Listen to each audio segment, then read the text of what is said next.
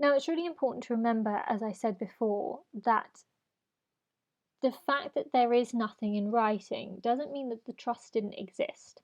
What it means is that the court won't recognise it as having existed at all. But that doesn't mean it thinks that it did exist and it's simply unenforceable. There are situations in contract law where a contract is recognised as having been made as valid but being unenforceable, and that's not what's happening here.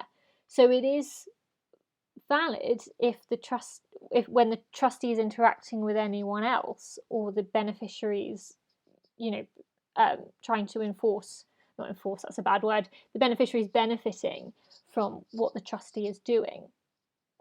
What it means, though, is that the court won't recognise it as valid unless there is writing. So it doesn't mean that it recognises it as valid, but it says it's unenforceable. It doesn't recognise it as valid at all, unlike certain types of contract law.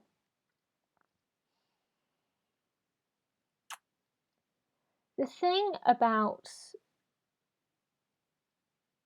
this kind of rule, this kind of procedural rule, is that the idea of the rule is that it's meant to prevent fraud. It's meant to prevent somebody stealing the most valuable asset a person has by saying, well, they said they would hold it on trust for me.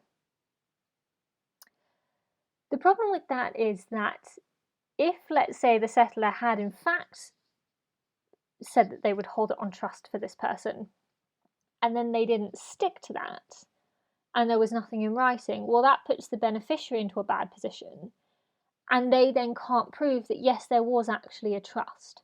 So it disadvantages where there is actually a trust just as much as it disadvantages where there was never a trust. So it's good. They put this as good evidence and bad evidence. And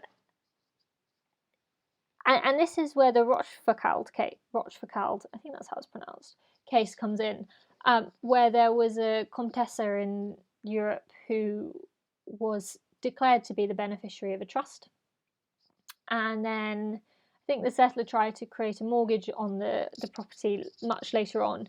And she said, well, you can't do that because it's meant to be on trust for me. But there wasn't any writing. And what they said here, what the court said here, was that, well, it would allow, equity is not going to allow for someone to be able to use the law to commit a fraud. So if it had been declared as a trust and yet the trustee or the settler could rely on the fact that there was never any writing to defeat this trust and say it was invalid in the eyes of the law, that would basically allow a trustee to hide behind the law and defraud the beneficiary. The problem with this is fraud is already illegal. So if you are doing that, there's already a law to stop that, although admittedly there isn't really a remedy in trust law. You're having to go into criminal law and there's different remedies there. But the subject guide encourages you to think about this case and whether or not that's totally circular as well. So one, does that really make sense? Because it's already fraud, it's already illegal if the trustee or the settler is hiding behind the law to say, well, yes, maybe I did create this trust, but you can't prove it, ha ha ha. That's fraud.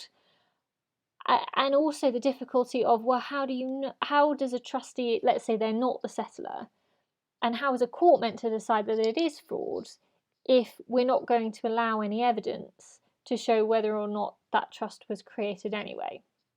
So it's a bit circular. Anyway, it's an interesting question, which I will leave you to think about.